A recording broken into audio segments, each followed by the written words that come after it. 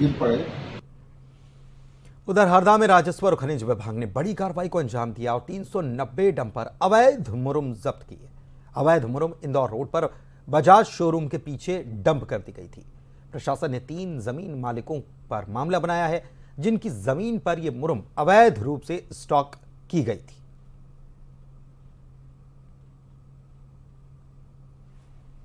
महोदय के निर्देशन में हमारे द्वारा यहाँ पे 390 डंपर लगभग अवैध मुरम जब्त की गई है। तो जब्ती करके आगे कार्रवाई की जा रही है। सरकार के द्वारा कई कानून बनाए जाते हैं, लेकिन अगर उन नियम और कानून को जिम्मेदार ही अगर पालन नहीं करें तो सवाल उठना लाजमी सी बात है। मामला विदिशा का। यहाँ पर सरकारी दस्तावेज दफ्तरों में लगे वाहन टैक्सी कोटे की जगह प्राइवेट कोटे की देखी गई है।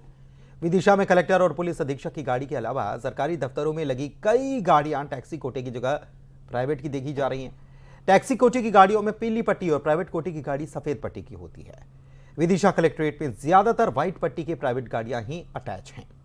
इससे सरकार को राजस्व में चूना तो लग ही रहा है, जिम्मेदारों की कार्य प्रणाली पर भी सवाल खड़े हो रहे हैं।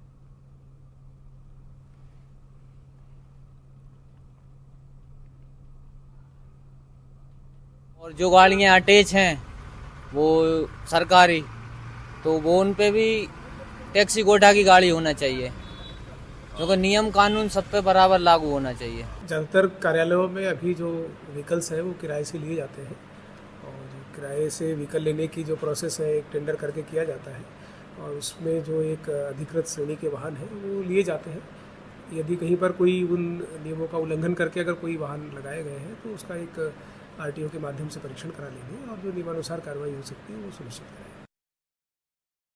मैं इस वक्त मौजूद हूँ विदिशा कलेक्ट्रेट में, और हमने इससे एक खबर को प्रमुखता से उठाया है कि किस तरीके से बात किया है आमजन के लिए यहाँ पर नियम कानून की बात की जाती है, लेकिन विदिशा कलेक्ट्रेट में कई गाड़ियाँ जो हैं यहाँ पर सफ़ेद पट्टी की हैं। खुद यहाँ पर कलेक्टर जो बुद्धिस्ट वैद्य हैं उनकी गाड़ी आप देख सकते हैं किस तरीके से यहाँ पर इनोवा जो है व्हाइट पट्टी की है, जबकि टैक्सी कोटी की जो गाड़ी होती हैं तो वो पीली पट्टी की होती हैं। इसके बाद अन्य गाड़ियाँ जो खड़ी हैं वो भी आप देख सकते हैं किस तरीके से यहाँ पर वो भी पीली पट्टी की गाड़ी जो टैक्सी कोटी की होती हैं, लेकिन यहाँ पर व्हाइट पट्टी की गाड़ियाँ जो हैं वो खड़ी हुई हैं। संयुक्त कलेक्टर हो या उधर हम तहसीलदार की गाड़ी जो है एक, और उसके बाद जनपद सीओ एक गाड़ी MP04 के बोलेरो है।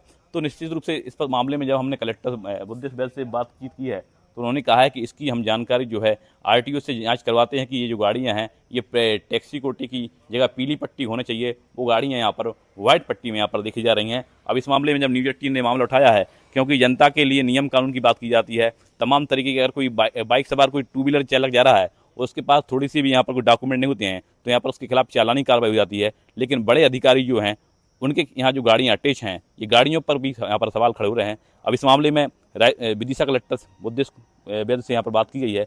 अब देखना है इस मामले में क्या खुलासा होता है, और अगर वास्तव में यहाँ पर जो गाड़ियाँ हैं टैक्सी कोटी की जो पीली पट्टी गाड़ी होनी चाहिए वो व्हाइट पट्टी देखी जा रही हैं, तो इस मामले में क्या कार्रवाई होती है। दिनेश यादव, न्यूज 18 विदिशा। कवर्धा से खबर। यहां पर विशेष न्यायालय ने पॉक्सो एक्ट में युवक को 3 साल की सजा सुनाई है। इसको नाबालिग लड़की से छेड़छाड़ का दोषी पाया गया। केस में मामला 22 फरवरी को दर्ज हुआ था और 3 महीने में इस केस में फैसला सुना दिया गया। बता दें कि युवक नाबालिग लड़की से छेड़छाड़ करता था। पीड़िता ने परिजनों से इसकी शिकायत की थी, जिसके बाद कुंडा थाने के दामापुर पुलिस चौकी में रिपोर्ट लिखी गई थी। युवक को पॉक्सो एक समेत 8 धाराओं में मामला दर्ज कर गिरफ्तार किया गया था।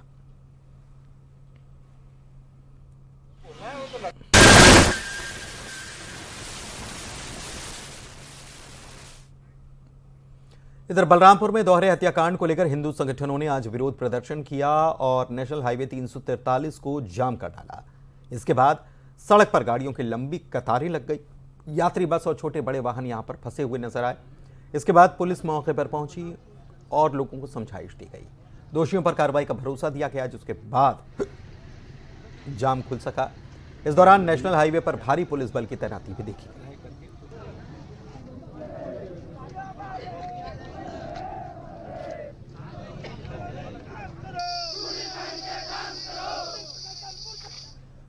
रायपुर में कई अपराधियों में पुलिस को पोस्टमार्टम रिपोर्ट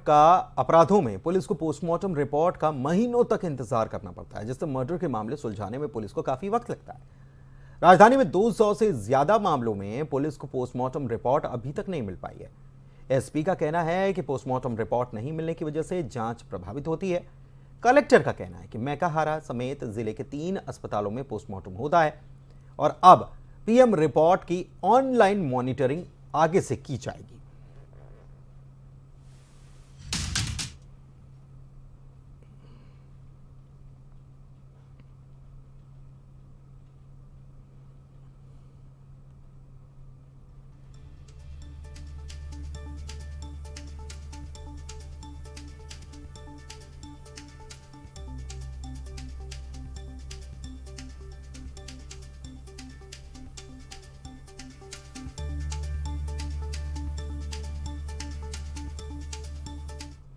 मुलायजा से संबंधित बात इशू को लेकर कलेक्टर महोदय द्वारा और वरिष्ठ पुलिस अधीक्षक महोदय द्वारा एक मीटिंग ली गई, जिसमें सभी थाना के प्रभारी थे, सभी जो डॉक्टर्स थे जो मेकाहारा के जिला अस्पताल के एम्स के जहां पर पीएम होता है, तो इसका समस्या का समाधान करने के दिशा में सभी ने बात की है। और कुछ पीएम रिपोर्ट पुराने हैं जो अभी तक नहीं मिले हैं, इसके कारण उस योजना में कोई दिक्कत हो रही थी, लेकिन इस समस्या का समाधान कर लिया गया है और इसका वैकल्पिक उपाय कर लिया गया है। पीएम को होना और पीएम की रिपोर्ट मिलना 2 विषय थे जिनमें लोगों को परेशानियां हो रही थी। इसलिए हमने जो 3 मुख्य जगह हैं रायपुर में, एम्स, मैकाहारा और डिस्ट्रिक्ट हॉस्पिटल, उनके डॉक्टर्स के साथ बैठकर इस चर्चा की थी कि समस्या कहाँ पर है, उसको कैसे निपटा सकते हैं। उसके लिए हमने एक ऑनलाइन मॉनिटरिंग के लिए भी व्यवस्था बन गई है। आचार संहिता खत्म होते ही हम मेकाहारा में चूँकि ज़्यादा पोस्टमार्टम होते हैं, वहाँ पर कुछ डॉक्टर्स की कमी है, उसको तत्काल पूरा करेंगे और उसके बाद फिर हम ऑनलाइन मॉनिटरिंग शुरू कर देंगे। बिलासपुर में समर कैंप में भारी अव्यवस्था फैली हुई है। स्कूली बच्चों को रात में सांप का खतरा बना हुआ है। कैंप में घटिया भोजन देने का भी आरोप लग रहा है। आपको बता दें कि खेल एवं युवा कल्याण विभाग की तरफ से बेहतराई के स्टेडियम में जिला स्तरीय समर कैंप का आयोजन किया गया। ये कैंप 21 मई से लेकर 10 जून तक चलेगा। बच्चों को परिसर में ही बने कमरों में ठहराया गया है। पहले ही दिन यहां पर सांप निकलने से हड़कंप मच गया था।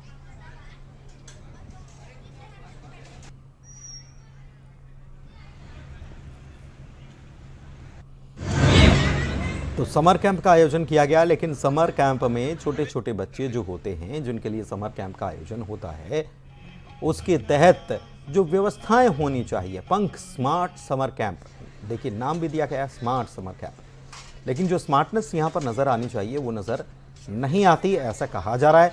जैसी व्यवस्थाएं होनी चाहिए वैसी व्यवस्थाएं यहाँ पर हैं नहीं। सांप का डर भी सता रहा है, क्योंकि पहले ही दिन जब कैंप यहाँ पर लगा तब यहाँ पर सांप निकल कर आया, और इसके अलावा अच्छा खाना नहीं मिल रहा है, ऐसी बातें भी कही जा रही हैं। 21 मई से 10 जून तक कैंप का यह आयोजन किया गया है और इसमें जो व्यवस्थाएं होनी चाहिए, बच्चों को वैसे कैंपस के अंदर ही भीतर ही ठहराया गया, लेकिन देखिए अब ये खुले तार जो हैं वो भी नज़र आ रहे हैं और कितना ख़तरनाक है छोटे छोटे बच्चों के लिए ये। बाहर निकाले ना तो डर बने नहीं थे ना। हाँ नहीं लगी डर नहीं। हाँ। सर और बहुत चींटी आता। हाँ बता। हाँ वही चींटी आते सर। और मच्छर भी सांप का? हाँ सांप तो अब नहीं आए हैं, बस उतने बस आए रही सर। और डर बने रही थे का? हाँ डर तो बने रही थे।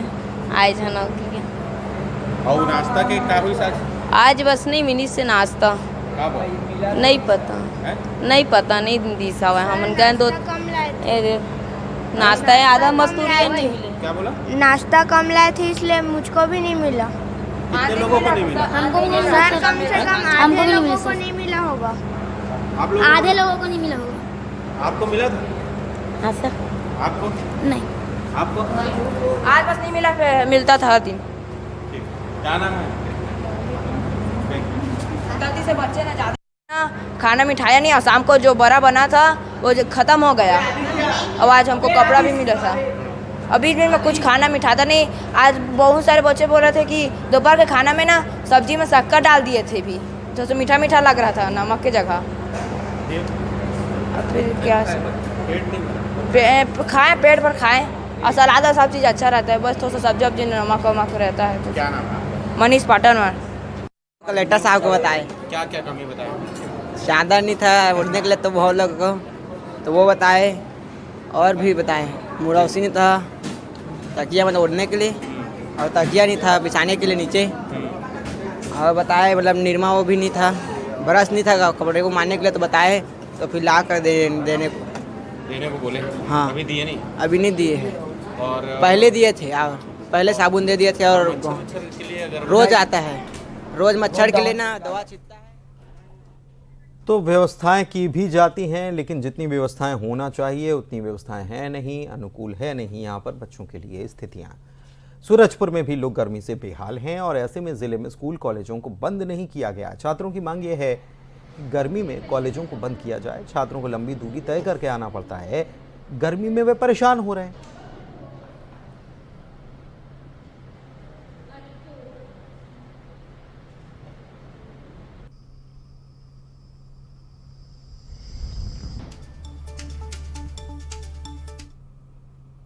सर बहुत ज़्यादा, जैसे भटगांव से यहाँ आने में 25 किलोमीटर लगता है, मतलब 1 घंटा।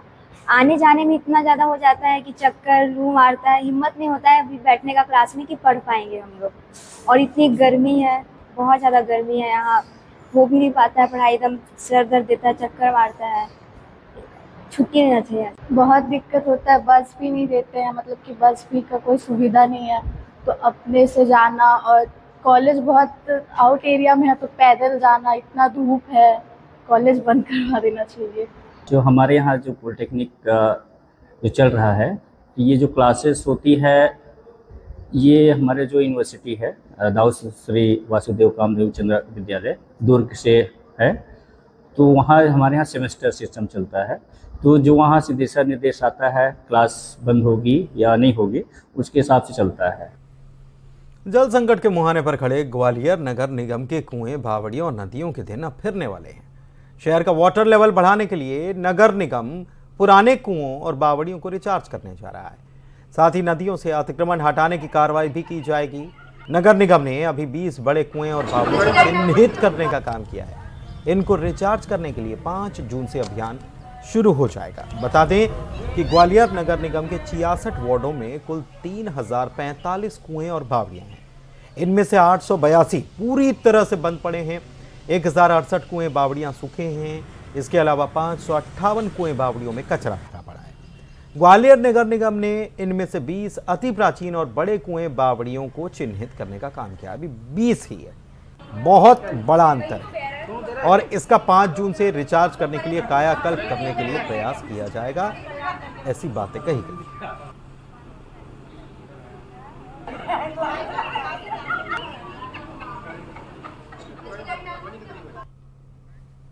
इंदौर की बात करेंगे। लगातार बढ़ते हुए तापमान को देखते हुए मंत्री कैलाश विजयवर्गीय ने चिंता जाहिर की है और कहा है कि देश के अधिकांश शहर भट्टी की तरह तप रहे हैं।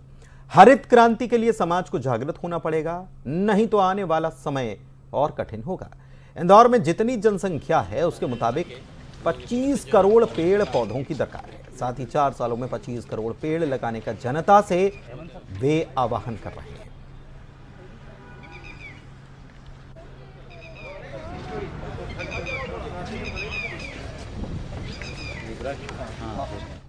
इस तरीके से सारी दुनिया जल रही है, हमारे देश में तापमान बढ़ रहा है। इंदौर ने भी तापमान में रिकॉर्ड बनाया है।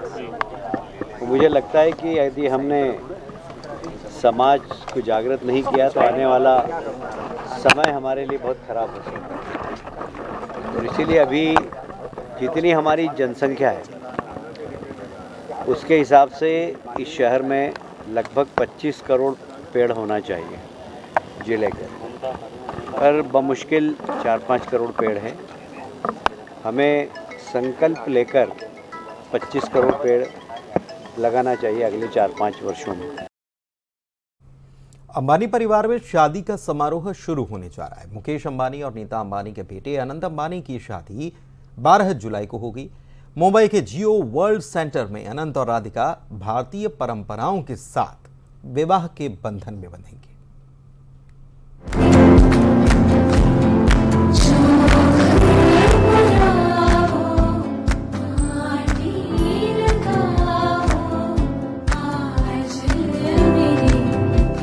वो 12 जुलाई की तारीख होगी जब अनंत अंबानी और राधिका मर्चेंट एक दूसरे के साथ शादी के पवित्र बंधन में बंधेंगे। शादी का समारोह भव्य तो होगा ही, पूरे आयोजन में हिंदू वैदिक रीति रिवाज और भारतीय परंपरा की झलक हर मौके पर नजर आएगी।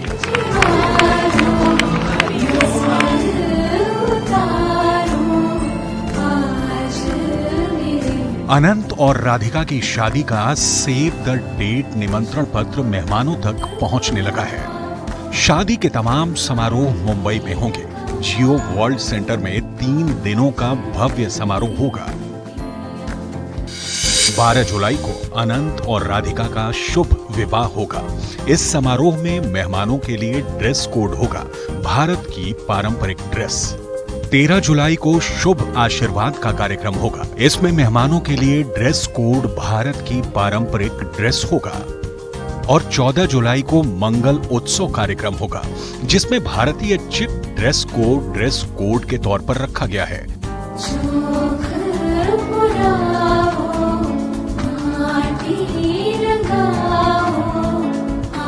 शादी का वेन्यू सामने आने के बाद उन तमाम अफवाहों पर ब्रेक लग गया, जिसमें कयास लगाए जा रहे थे कि अंबानी परिवार की यह शादी देश से बाहर किसी खास लोकेशन पर होगी। लेकिन अब यह साफ हो गया है कि शादी से जुड़े तमाम समारोह आमची मुंबई में ही होगा।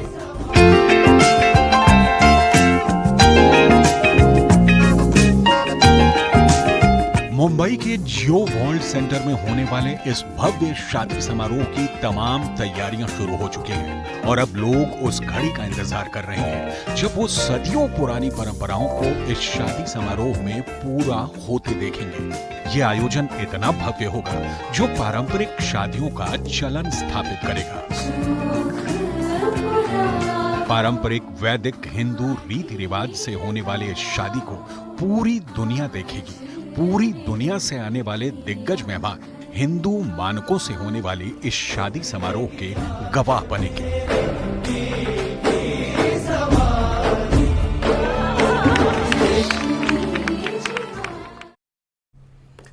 कवर्धा के ग्राम सेमरहा गांव के रहने वाले 19 मजदूरों की दर्दनाक मौत हुई थी। आज शोक सभा का आयोजन यहां किया गया, जिसमें सीएम भी पहुंचे थे और मृतकों को श्रद्धांजलि दी। पंडरिया विधायक भी पहुंची थीं।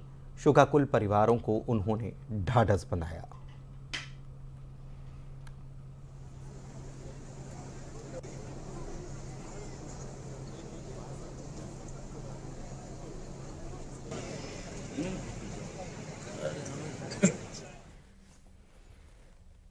और इसी के साथ इस बुलेटिन में फिलहाल के लिए इतना ही। ब्रेक के उस पार भी खबरें जारी हैं। नजदीक है